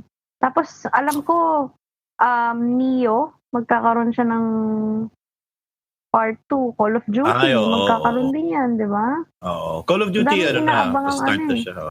Ang talin din, nababaliw na nga yung siguro pati ibang mga no? So ito yung Microsoft, no? Nababaliw na sila, no? Salita na ba kayo? Ano ba? Hindi kami mapag-strategize eh. Number 1 kayo eh. Pero, nagugustuhan ko lang yung mga move ng itong mga, Square Enix, yung mga move nila na para mag-multi-platform talaga. Hindi na sila masyado nag-exclusive. Wag lang sila mag-exclusive Epic Games. Pero okay na sa akin yung mga exclusive. Mga kasama niyo PC, sama niyo. Kasi sayang din naman talaga. Hindi ko maalala kung shinare ko yun sa group chat natin about exclusivity ng Final Fantasy 7.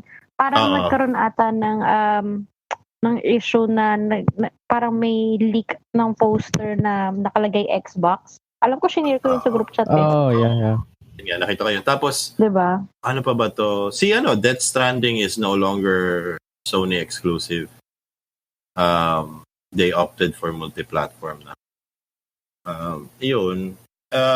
Hindi, I think nagkakaproblema siguro sa PS5. Not problema production-wise. I think sa development part. Ibig sabihin, I think the developers... Kasi may mga launch title? Hindi, may mga kits na yan eh. May mga kits na yan. May mga PS5 kits na yan. Just in case they decide to develop it for PS5. Pero I think they're having... and in my opinion, I think they're having problems developing for PS5. Siguro Sony is demanding that you up the quality because it is PS5. Pero kasi based on the rumor mill ginagamit nilang mga pyesa, it's current generation ng PC eh. So kung ano yung kaya ngayon ng PC, yung mga high-end ngayon ng PC, yun lang yung ginagawa ng PS5. Even mid-tier pa nga eh. So, yung PC ko, kaya niyang mag-PS5. Lahat ng games kaya niyang ultra set. Lakas naman. Oo, lakas naman po. Yung lang naman eh. Ang sa akin lang naman yung hirap yung processor. Pero yung graphics card ko kaya-kaya eh. Yung processor ko hirap eh. Ibig sabihin, parang, kaya ko yan i-ultra. Kaya mo bang ilabas computer? Hindi. Wait lang. Ganun eh. Ganun sa akin eh. Ibig sabihin, kaya ko i-render lahat yan, ultra. Ilabas mo na yung i-render ko. Wait lang. Sabi ng PC ko, wait lang. Yun. So, mabagal eh. Mabagal yung nilalabas niya yung mga bagay eh. So, yun. So, so yung mga popping, yung tinatawag nila sa graphics na parang naglalakad ka tapos biglang lumilitaw pa lang yung mga sa malayo nakikita mo yun sa akin. So, yun. Processor yun. Problema ng processor yun. Hindi ng graphics processor yun. Kasi so, kaya ng graphics yun eh. Yung CPU kasi medyo luma. So, I need to upgrade. Upgrade.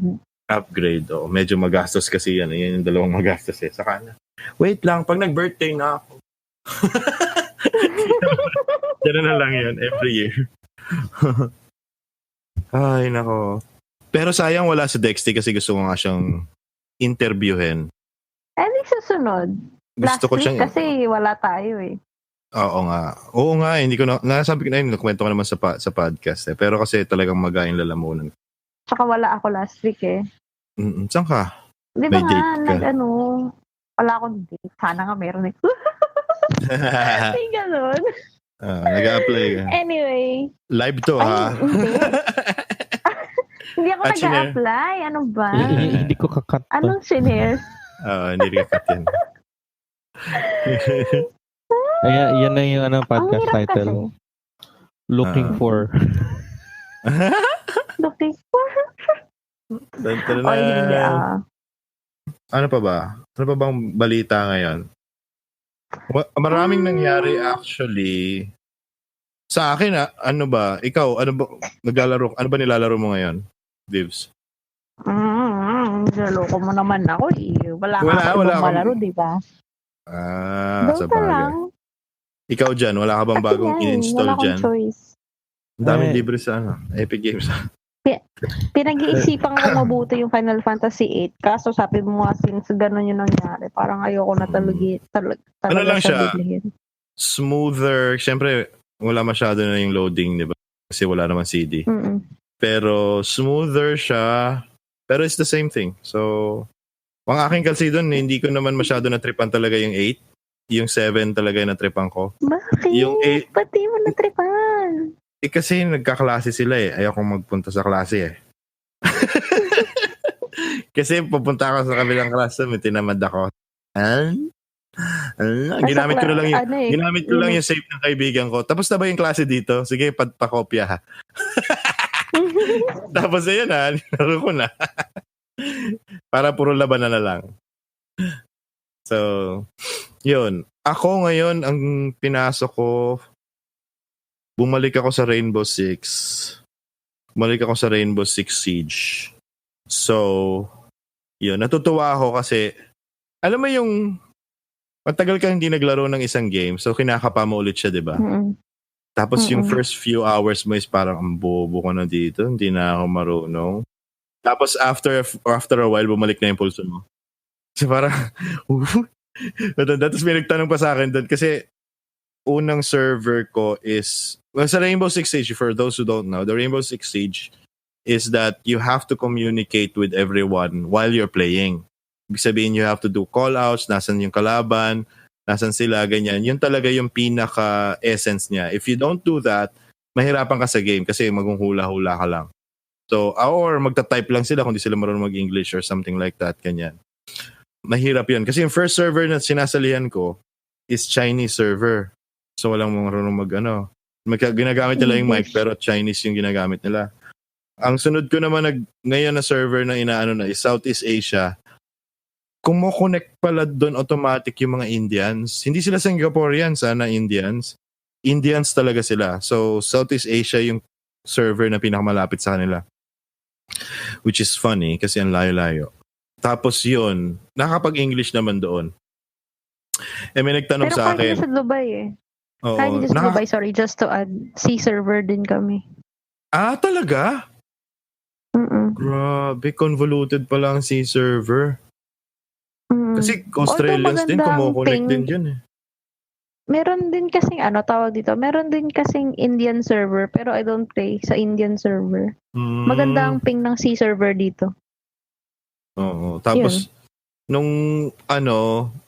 meron kasi itong part na parang kakasali ko lang. Tapos magsa-start. Tapos they're voting to kick me. Wala pa akong sinasabi, kakapasok ko lang They're voting to kick me. Sabi ko, why? Why are you kicking me? Tapos sabi nila, hindi. Siyempre pangalan ko doon Inang, di ba? Sabi niya, no. I joined you. You were trying to cheat before. Sabi ko, huh? Me cheating? Sabi ko ganun. Me cheating? I haven't played this game for years. Pero totoo yun kasi I skipped like year 2 and year 3. So year 4 na ngayon. Ngayon pa lang ulit ako naglalaro. So parang, sabi niya talaga, I don't even know you and ganyan. Sabi niya, are you lying? Sabi niya, no. Sabi niya, are you cheating? No. Sabi ko gano'n. Talaga? Sabi niya, oh really? Sabi niya, oh, how old are you? Sabi ko, man, I'm almost 40. Really? Oh, you're not cheating. Okay. Sabi ko, gano'n tayo na. Pag matanda, hindi nag-cheating. Sabi ko, may credibility pala yung edad dito. Sabi ko, may mga anak na ako, binata na yan. Sila dapat naglalaro na ito, no? Sabi ko, tagal ko hindi nilalaro to, no? Pero ano pa ba? May nilaro pala ako recently na ang tagal kong hindi nilaro. Ano? Dead by Daylight. Talaga? Ang dami ng update ngayon Hindi na ako na. nagsisigaw. Ano ba yung free ba yung mga update na yun? Yung mga update ba niya free? Okay. Or talaga yung mga bagong kalaban? Yung mga bagong hindi ano yun, you have to get those by leveling. Parang may mga unlock ka na something kasi parang I mean, pag may update sila, lang yung characters mo. Pag may dinagdag sila na kalaban, parang hindi siya you can earn that. Yun. You don't need to pay for like, oh, this is a new DLC, bayad ka ng this much. Hindi ka magbabayad. Kailangan mo magpa-level. Wow, ma-download nga yan. Kasi kala ko ganon. So parang, usually ganon sa Steam, di ba? Yung parang, join ka sa isang late.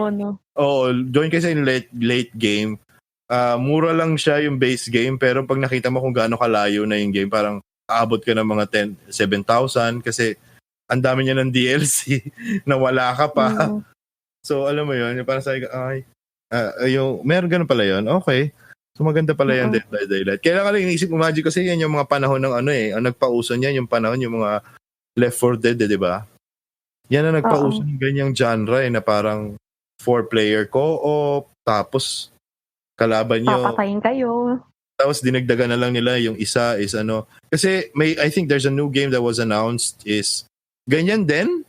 It's the same idea and si Predator yung kalaban. Pero separate game siya. Sabi ko nga parang DLC lang dapat Dead by Daylight. Predator yung kalaban nyo. So hinahunting kayo, naging invisible siya and everything. Tapos kayo sundalo kayo, tatakbo lang kayo. Although sa Dead by Daylight you can't attack really, di ba? Parang may actions ka lang to attack, pero hindi talaga siya initially na papatayin nyo yung kalaban. Tatakbo lang kayo. You can't do anything sa kalaban. You just have to run and hide. That's it. Oo nga. Oo. Hanggang mag-survive lang talaga. Ayusin nyo lang yung generators and that's it. You can't attack. You can't kill the killer. Mm-mm. And mas mabagal yung movement speed ng mga survivors kaysa sa killers. Oo nga eh. May napanood akong clip sa'yo doon eh. Yung pinasinero mo. First time ko kasing nilaro. First time ko nilaro yun. Kaya ganun kalala. Hindi, ito pa. Just to give context dun sa video na yun. Kasi yung share ko na yun, ang tagal ko nang naka-crouch. Ang tagal ko lang hinahanap yung trapdoor. Kasi kompleto na hindi pa kompleto yung generators. Tapos, para makapag-exit ako, ako na lang mag-isa. Para makatakas ako, it's either I do a generator or I look for the trapdoor. The easiest way out is the trapdoor.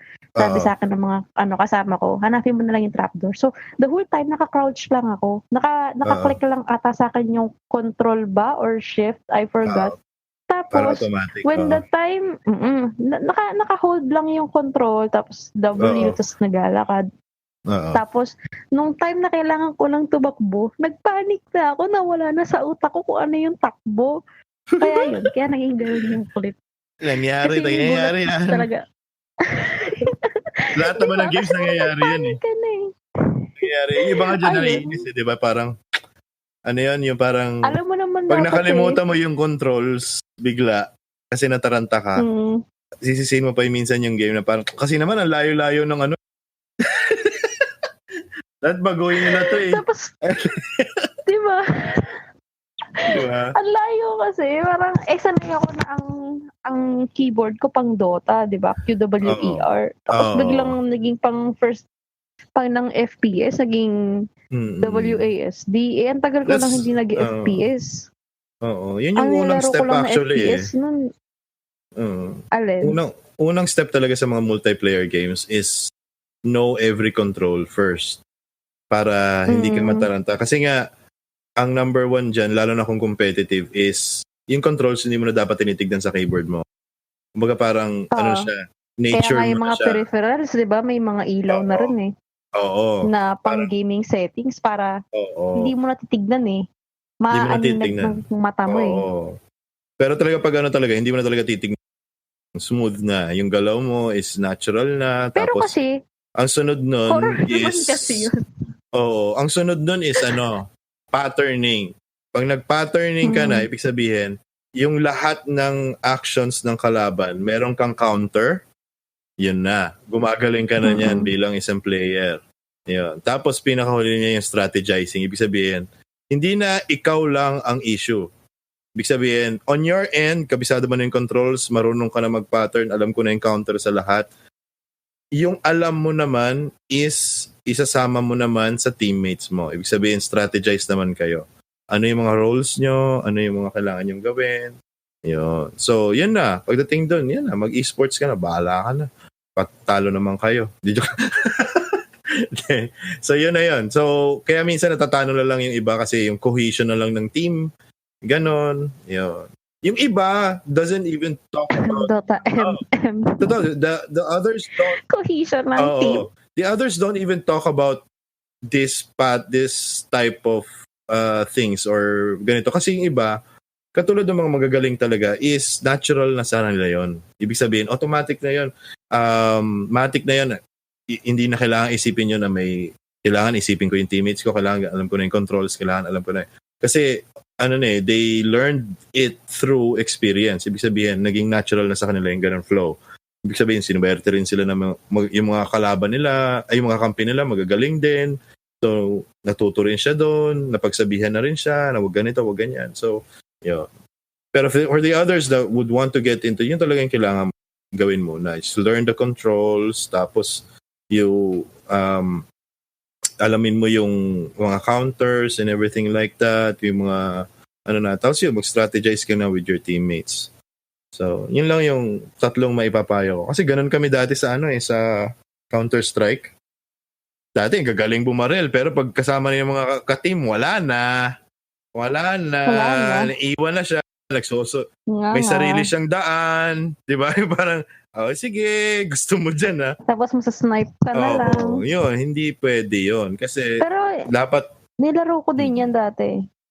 Bawat Counter-Strike. Pero dati hindi pa nga uso yung mga mic. Oo. Wala talaga. Sigawan doon dati.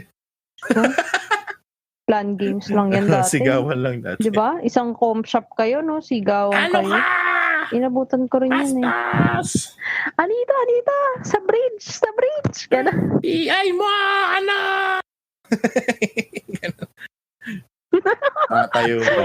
Trash talk ka na face to face. Pag hindi na kinaya na sobra na sa pressure, 'di ba? Sinasize up na yung kalaban. Dun tayo sa labas. Wala na. Suntukan na lang. Yeah. Mga hindi makahandle ng pressure tsaka hindi makabangon sa kahihiyan. Kasi sinama nila yung passion nga kasi, 'di ba? No? You're passionate, so sometimes kala mo ikaw na talaga yung kalaban. Hindi. Ngayon, tanga ka lang maglaro. Baka bukas magaling ka na ulit.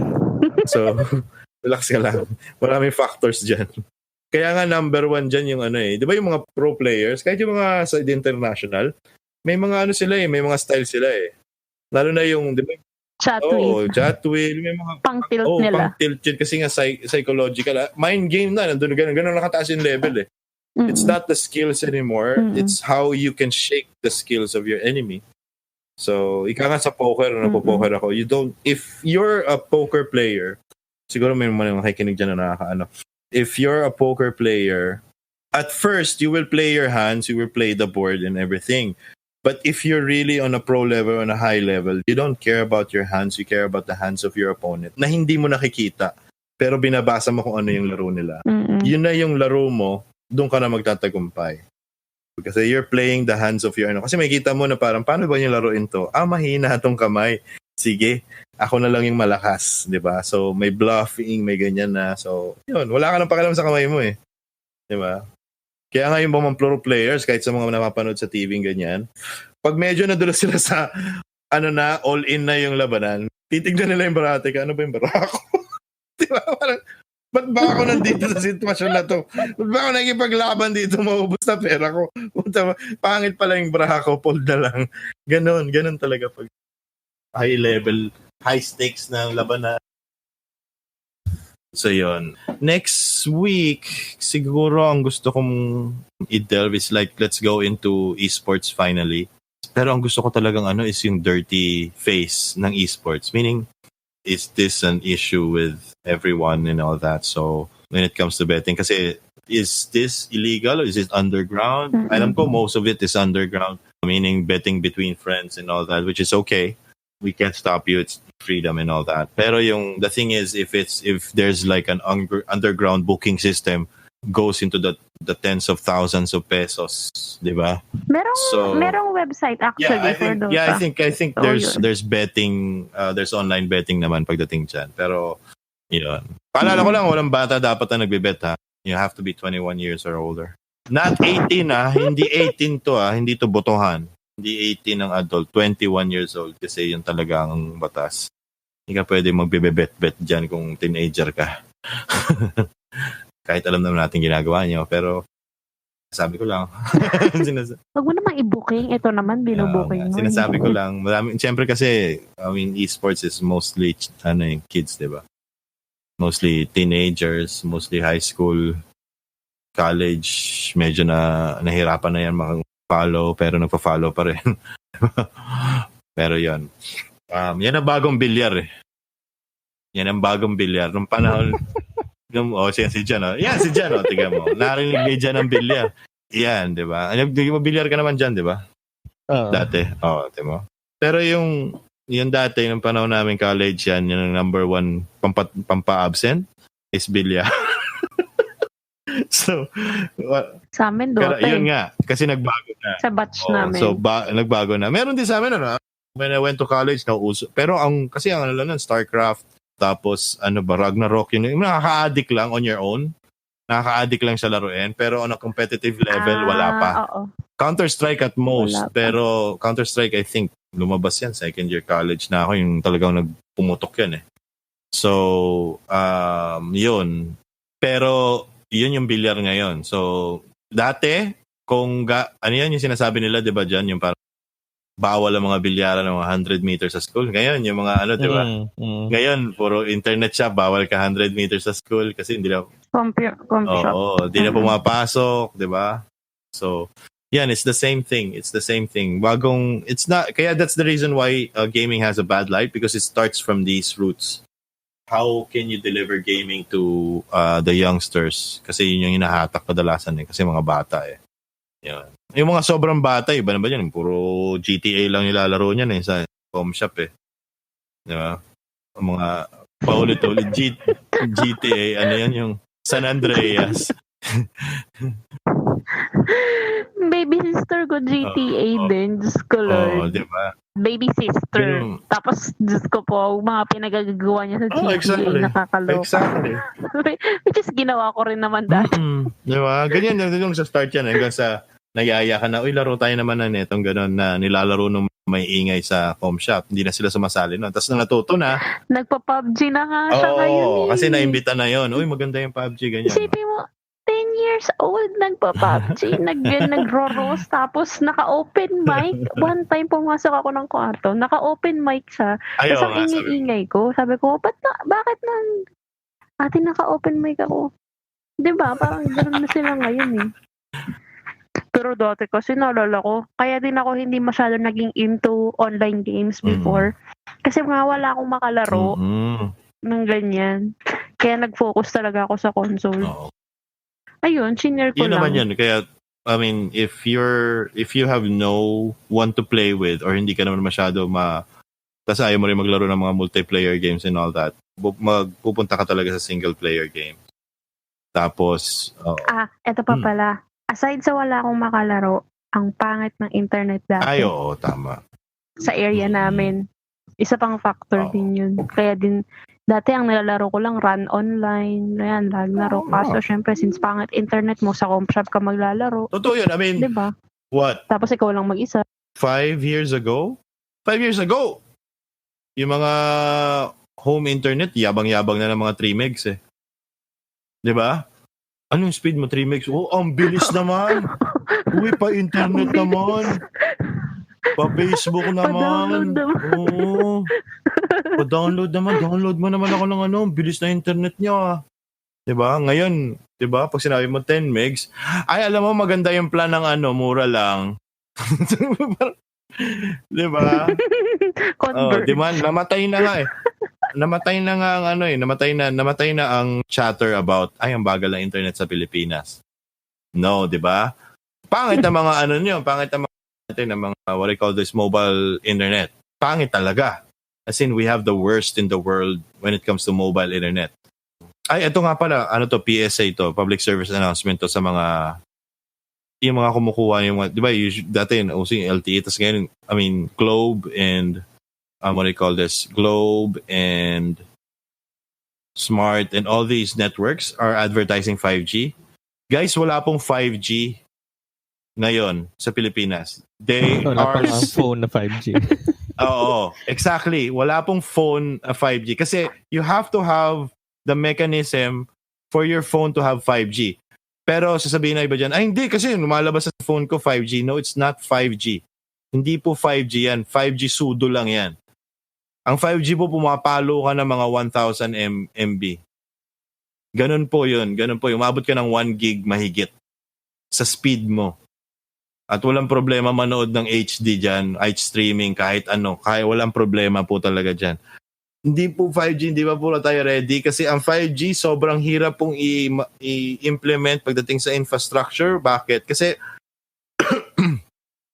ang limit ng isang 5G tower is 200 meters. Paano mo yung 5G ang country mo? Gaano karaming poste ang ikakabit mo every 200 meters para lang hindi ka mawala ng signal? Diba? Babalik yan sa 4G. Magpa-4G lang yan. Yun, 4G pwede. Pero 5G, hindi. Walang 5G po sa Pilipinas. Yun, huwag kayo magpaloko kung pinapakuha kayo ng mga plans na to ng Globe and everything. No, there is not even a phone yet. There are phones that are 5G capable, pero there are very few. Siguro mga 2 or 3 brands lang ang capable of 5G. Hindi pa po mag-i-invest sa mga small-time companies dyan na nabibili nyo ng mga 15,000 lang yung mga phone nyo and everything. Hindi po sila mag-i-invest dyan kasi mahal yung technology na ikabit sa phone kung hindi naman magagamit. Diba? So, instead na mahalan nila yung phone nila, babaan na lang, tanggalin nila yan. Sabihin lang nila na, 5G ready. Hindi, wala 5G ready na phone. Halos ngayon. So, tsaka yung technology ng mga internet, wala. Huwag kayo makinig dyan. Wala pang naka 5G. Ayan. So, pwede nyo nang kumprontahin yung mga kaibigan nyo. 5G na ako, guys. Walang ganun. Kumprontahin nyo na yung mga kilala nyo na mga 5G sila, wala 5G. Mahirap. Sa States nga, pinag-uusapan pa nila kung paano. Sa States, sa mga university lang, kanto lang meron. Lumabas ka sa kanto, tapos na ang 5G mo. Kasi ganun lang talaga ganun lang kalapit. Oo, totoo. Nakakatawa lang talaga. Sabi niya, ang dami kasing ngayon, yung mga plans, yung mga everything. Wow, 5G, ganyan, Globe. Dapat sinesenate hearing yung mga hinayubak na yan. Kasi yan false. Kaso nga sa Senate, hindi nila maintindihan yung how internet works. Hindi, meron naman tayong committee dyan na usually naman sila lang yung mag-i-interview. So, may mga committee naman sila, technology committee, energy, ganyan. So, yun, doon ba base kung sino yung kasi yung mga researcher, hindi naman sinasabi yung mga senador magaling doon. Ang sinasabi ko lang, yung mga researchers na nakataas doon, magaling sila sa ganyan. So, alam nila yan. Bibigyan nila ng sulat yung tinagyan nila yung mga senador na pinagtatrabahoan nila. Yung mga staff nila, sasabihin lang, sir, ito yung sasabihin mo. Ito lang yung tatanong mo. So, yan. Okay. So, pinipigilan na tayo. Naantok na si Jan Sige. Okay. So, ano pa ba? Meron tayong balita. Diyan, bumabawi nga lang tayo last week. Sige na. I-edit ko pa to. Oo, kasi wala tayo last week. 3 hours. 3 hours na tayo ng podcast. 4 hours ang limit ng live. Hindi, joke lang. Sorry. Hindi, okay na. Sige. Well, we guys see you next episode. Hopefully, we could have some guests coming over to us probably from from the esports industry. I think I have a few sources here and I think I can get them on board. So, hindi ko masasabi na Dota ha. Malay mo PUBG. So, ayan. So, yan. Tingnan natin. Ayun. So, anything else, Vibs, man? Wala. That's it. Okay, John, may announcement ka ba dyan? Wala pa. Wala naman. Baka next ESGS, inabangan lang namin po sa ESGS. So, wala kami. Announcement lang, bagong release na yung patch update na naman ng Dota. Oo. Yun lang, share lang. Patch update. Kaka-release lang ngayon. Pero, At ni-nerf yung ino-autoban kong hero for the past few days, which is Alchemist. Good job, Dota. Good job. Yun dahil lang. sa'yo yan. Dahil ba sa'yo yan? Sinuotoban mo? Baka sa'yo lang yung nag-update. Sa'yo lang pala, no? Balo ka. Okay, so guys, we'll see you later. Thank you very much for listening. You have a good morning, guys. And wag masyado puro kalaro. Night!